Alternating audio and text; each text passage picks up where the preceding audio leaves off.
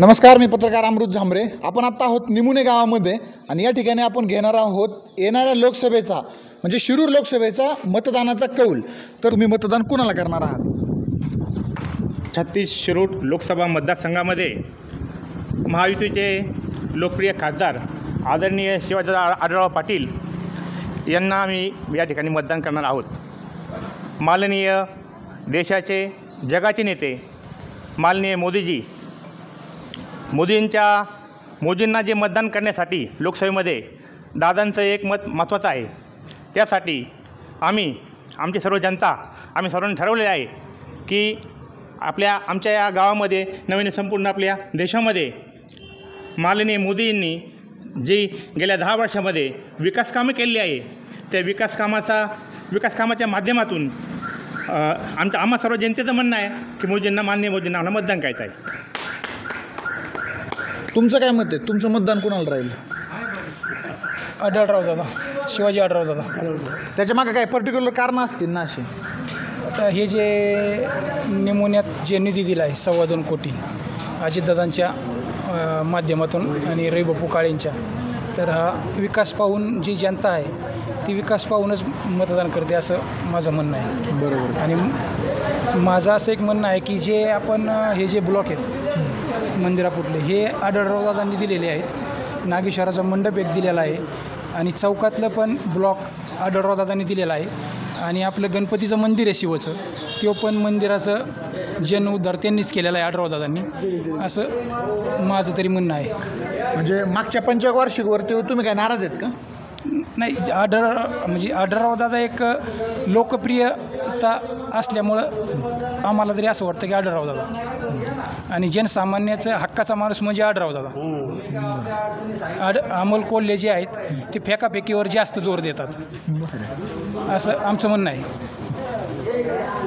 काय निमुणे गावात त्यांनी काय फेकाफेकी केली बाबा ते एवढे नाराज आहेत तुम्ही इथं? मी शाळेच्या माध्यमातून त्यांच्याकडं निधी आणायला गेलो होतो त्यांच्या ऑफिसला नारायणगावला. बरं. तर मी त्यांना 10 लाखाचा प्रस्ताव त्यांच्याकडे केला होता CR फंडातून SR फंडातून. बरं. तर मी त्यांच्या टेबलला उभा असताना ते मला म्हणायचे मी आमदाराला सांगतो. मग मी म्हणलं मी तुमच्याकडे कशाला आलो असतो? मला जर आमदारांकडे जायचं असतं तर मी तुमच्याकडे कशाला आलो असतो? आणि आपली बालवाडीची शाळा आहे, चला लहान मुलांसाठी आपल्याला थोडंसं काम करायचं होतं, आपली इच्छा होती.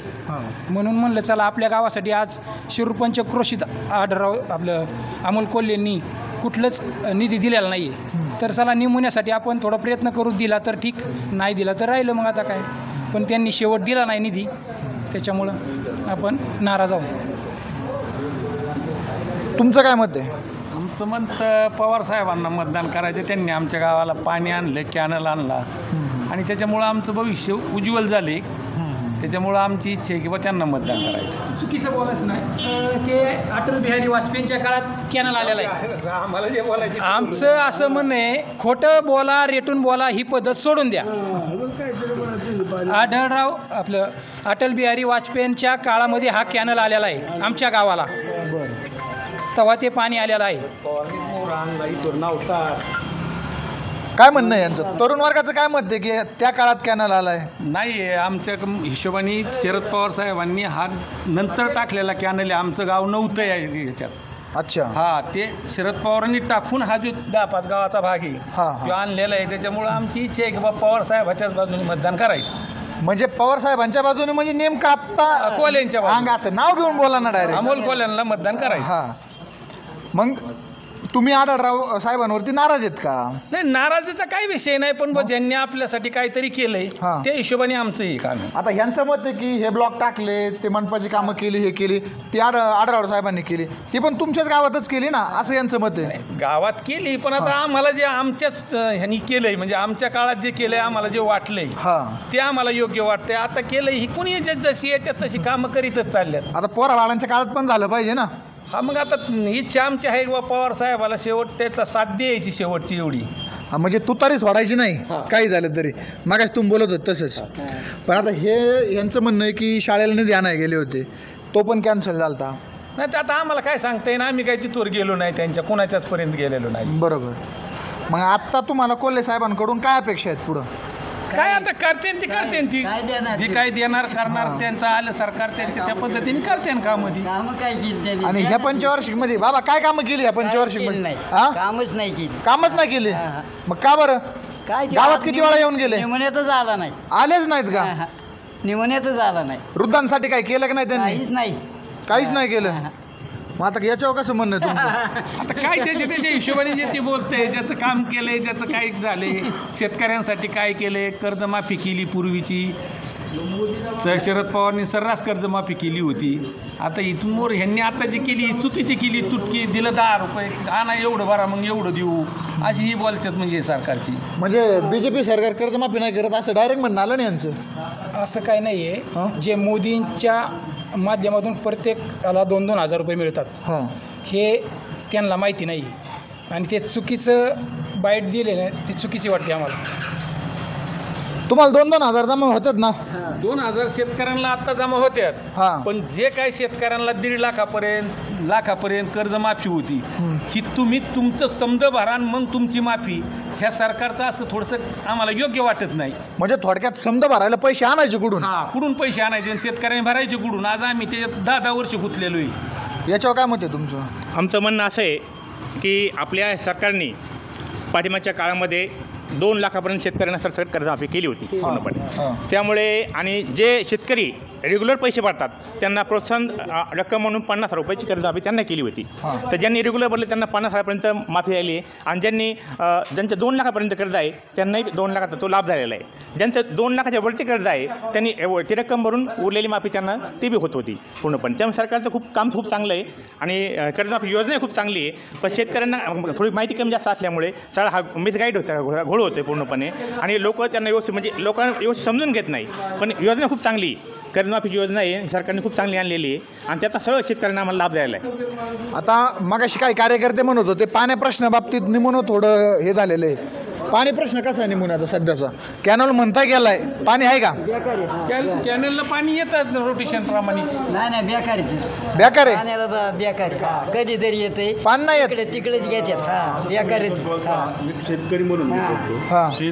मी शेतकरी आहे. बरोबर. नोकरी करून शेतीसाठी म्हणजे आलेलो आहे. हां मुंबईसारख्या ठिकाणी नोकरी करून शेती करायला आलो. हां पण माझ्याकडे आज ज्या ठिकाणी मोठ्या मोटर्स आहेत हां. यांच्या जागेत मी स्कीम केलेले आहेत. हां 20-20, 25-25 वर्ष 10 वर्ष झाले माझ्याकडून 1 रुपया लाईट बिल नाही घेतलं. म्हणजे कुणी नाही घेतलं? हे सरकारने भाजपच्या 14 सालापासून सरकार म्हणजे आकड्यावर चालू आहे का? नाही मग? बिल येतंय पण घेत नाहीत. अच्छा म्हणजे थोडक्यात भाजप सरकार सहकार्य करते तुम्हाला? शेतकऱ्याला नाही सहकार्य केली शेती बंद होईल. म्हणजे मी सांगतो संपूर्ण महाराष्ट्रातला प्रश्न आहे. बरोबर. जर कोणत्याही सरकारने जर आज शेतकऱ्यांकडून बिल घेतलं हां तर आमची 100-200 एकराची स्कीम फक्त लाईट बिल भरलं नाही म्हणून बंद पडली. बरोबर. आज सभासद येतात फक्त सभासद. आमचं 52 लाख रुपयाचं कर्ज आम्ही तडजोड करून स्टेट बँकेचं मिटवून टाकलं. ओके. तडजोड केली कोर्टामध्ये केस गेली फक्त लाईट बिल भरलं नाही म्हणून. ते कोणत्या काळात झालं ते? त्या टायमाला तुम्हाला सांगतो मागचा जो सरकारचे आता काँग्रेस सरकार होतं त्या टायमाला. ह्यांनी तुम्हाला सांगतो की शेतकऱ्यांना लाईट बिल लय मोठा प्रश्न आहे आज. वसूल करा तुम्ही शेतीच बंद होणार आहे. शेतकऱ्यांचा ज्वलंत प्रश्न आहे लाईट बिल. लाईट फार महत्त्वाची आहे फार. आणि ह्या पाठीमागच्या 2.5 वर्षाच्या काळामध्ये ज्यावेळेस आपल्या राज्यामध्ये महायुतीचं सरकार आल्यानंतर शेतकऱ्यांना कुठलाही त्रास सरकारमुळं कुठं झालेला नाही आणि कुठल्याही अडचणी येऊन दिलेल्या नाही. आणि त्यामुळं महायुतीला शेतकऱ्यांचा जास्त कौल आहे की ह्या काळामध्ये महायुती सरकार हेच म्हणजे निवडून आलं पाहिजे असं आमचं पुष्टमत आहे. आणि त्यामुळे आम्ही सर्व शेतकरी आढळदारांच्या पाठीमागून थांबूया. जसं ह्यांचं लाईट बिल माफ झालं तसं तुमचं होतं आहे का लाईट बिल माफ? नाही होत. तुम्ही एकाच गावात राहताय ना, असं का? आता आमच्या घराची किरकोळ मोटरीची लाईट बिल नाही मोठाले आहे त्यांच्या. घराची पण शेतीची शेतीची बी भरावं लागतात. असं का बरं? मग हा नाही का तुमच्यावर झालेला? 3ची 2च्या बारकाल्या मोटरवाल्यांचं बिल जास्त आमच्याकडून घेतातच ती. अच्छा. आणि हे सरकारचं म्हणजे असं नाही घेत आहे की ही सत्ता आहे. बारकाल्या मोटर आहे नाही अजून बिगर सत्तेत असलेलं मोटर लोक काय काम करणार? सत्तेतच नाही. चुकीची माहिती. या 2.5 वर्षा काळामध्ये कुठल्याही शेतकऱ्याकडनं म्हणजे बिल घेतलेलं नाही आहे. कोणालाही सक्ती केलेलं नाही आहे. लाईट सक्ती कोणाला केलेली हा धंदा बंद करा. नाही कोणाला. जे आहे ते सर्वसामान्य शेतकऱ्यासाठी महायुतीचं सरकार सगळ्यात चांगलं आहे. आणि जे आज मी महाराष्ट्राचे उपमुख्यमंत्री माननीय अजितदादा पवारसाहेब यांच्या माध्यमातून निमोनियाकरता 2.25 कोटीचा निधी निमोनियाकरता रविबापू काळेंच्या नावाखाली आलेला आहे. आणि दुसरी गोष्ट असं आहे की जे आपल्या महाराजांचं हे स्मारक आहे त्याच्यासाठी 450 कोटीचा निधी आजपर्यंत कोणी दिला नाही. त्या अजितदादा, देवेंद्र फडणवीस साहेब आणि एकनाथ शिंदे साहेब यांनी दिलेला आहे. त्यामुळे या ठिकाणी मी त्यांनी जो गेल्या नुसत्या अफवा केलेले कुणालाच काही दिलेलं नाही. छत्रपती हे सत्तेवरच सरकार नाही, हे कामं काय करणार. छत्रपती संभाजी महाराजांच्या स्मारकासाठी जो आपल्या महायुती सरकारने यांनी जो निधी दिला आहे की जे आपल्या देशाची आपली अस्मिता आहे छत्रपती संभाजी महाराज त्यासाठी म्हणून आम्हाला महायुतीला मतदान करायचं आहे. शेतकऱ्यांसाठी आज 5% अनुदान ही अजितदादांच्या माध्यमातून निमोने गावात सर्वसामान्य शेतकऱ्यांना मिळालेलं आहे. आजच्या घडीला आम्हाला स्वतःला लाभ झालेला आहे.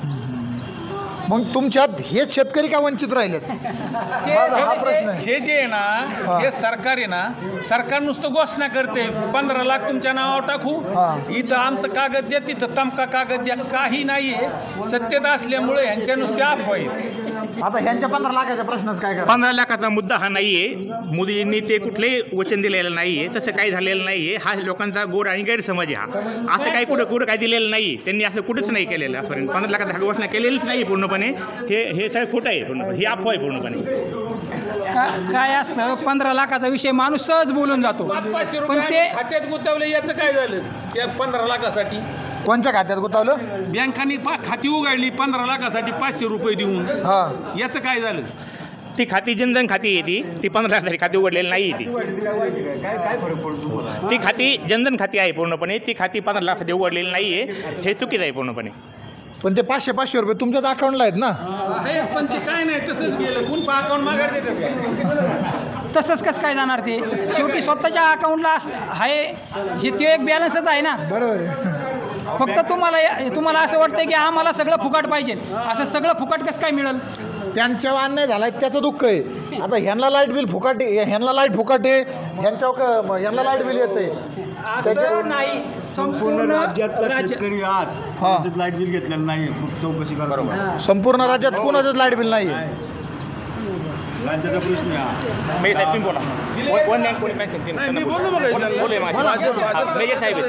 बाकी सरकारने आम्हाला 1 रँक 1 पेन्शन लागू केली. अलीकडे माझी सण आली ना मला किती वर्ष नाही, अलीकडे या. 12-13 पगार मिळत होता पेन्शन पहिले. आता 30,000 मिळते. कोणती ना मला मोदीने दिलेली 1 रँक 1 पेन्शन करून केलं. फौजी विषय त्यांना गर्व आहेत, अहंकार आहे. बाकी इतक्यापर्यंत पंडित दिलं होतं पण आम्हाला पेन्शन होती का तेव्हा कोणी विचारत नव्हतं. बरोबर. 400-500 द्यायचे गेले पाहिजे. आता ते स्वतः तिथं जाऊन जंगलात जातात, फौजी लोकांची गाठ घेतात. 1 रँक 1 पेन्शन. आता 30,000 रुपये पेन्शन आम्हाला लागू केली त्यांनी प्रत्येक गावामध्ये. याच्यावर काय करायचं त्यांनी? मग आम्हाला पेट्रोल नाही, ते नाही. आता बाकीचं तुम्हाला काय करायचं? एवढं पैसे दिले एवढं करा ना मजा. बाकी काँग्रेसने आतापर्यंत केलं होतं का इतक्या वर्षी? 25-30 वर्षापासून आम्ही 40 वर्षापासून नाही एवढा सुधार झाला. हे सुधार यांनी केला आहे भाजपने. मग भाजप पाठीमागे जे माणसं आहेत त्यांना आपण साथ देणार. बरं. म्हणजे मग जे त्यांचे मारे म्हणून त्यांना आम्ही साथ देणार. बाकी नाही त्यांना की त्यांनी आमचं कल्याण केलं सगळ्यांचं. देशाचं कल्याण केलं, जम्मू काश्मीरचं केलं, सगळ्यांचं केलं. त्यांनी नुसतं महाराष्ट्रापुरतं नाही, त्यांनी वायद्याचं केलं, सगळ्या लोकांचं केलं. आता पंतप्रधान होऊ शकणार नाही, होणार बेर नाही असं माझं म्हणणं आहे. माझ्या बुद्धीला पडते. म्हणजे तुम्ही फक्त नरेंद्र मोदी साहेब पंतप्रधान व्हावे याच्यासाठी झटाझटी चालू आहे तुमची. बाकी खाली उमेदवार कोण आहे याच्याशी तुम्हाला काय घेणं देणं नाही? नाही, त्यांना जे कोण लागू त्यांना आम्ही देणार. तेपर्यंत जाऊ शकत नाही आम्ही. आता आढळराव आहेत तिकडे भेटणार, त्यांना आम्ही देणार. आढळरावला ते काय भाजपची सीट नाही ना गावामध्ये, त्यांना लागू त्यांना आम्ही देणार. तिथे तिकडे पोचणार आढळराव. त्याची थोडी जसं आपण इकडे पण नदी दिली, नदीला पाणी सध्या तिकडे समुद्राला जाणार. मग ते पुढं जाते का नाही ते आपण काय पुढचं नाही सांगू शकत. बरोबर. पण सध्यात आपलं तसं म्हणणं की यांच्यात जिथं भाजपला तुम्ही आहे लागू त्यांना तिकडे जाणार आम्ही. तुम्ही कोणाकोणी यामध्ये भाजप मोदी कोण आहे ना? मोदीची गॅरंटी आहे. बाकीची गॅरंटी स्वतः म्हणतो आम्ही गॅरंटी आहे माझी. ते बाकीचे कुठं गॅरंटी देतात? हा ते चालले आपकी बार 400 पार. बाकी हे म्हणतो आमची गॅरंटी आहे, मोदीची गॅरंटीची. बरोबर. आता फक्त शेवटचा प्रश्न आहे माझा. जसं मोदी सरकार म्हणतंय आपकी बार 400 पार, तसं ह्या आपल्या शिरूर लोकसभेमध्ये किती लीड पास होऊ शकतं? हे नाही सांगू शकत. अंदाज तर सांगा. 1 लाख. हा फक्त एक 1-1.5 लाख रुपये व्हायला पाहिजे. तुमचं काय मत आहे? आमचा अंदाज फक्त आकडा सांगा अंदाजे. 1.5 लाख 2 लाख. 1.5 लाख. 1.5 ते 2 लाखाच्या फरकाने माननीय शिवाजीदादा आढळराव पाटील ह्या 36 शिरूर लोकसभा मतदारसंघामध्ये प्रचंड बहुमताने निवडून येतील मोदींच्या विकास कामामुळे आणि महायुतीच्या सरकारच्या कामामुळे. तुमचं काय मत आहे? आमच्या मते कोले 2 लाखापर्यंत जास्त मतांनी निवडून येतील. वा. तर असा होता हा निमुणे गावकरांचा कौल. अशाच अपडेटसाठी चॅनलला फॉलो करा.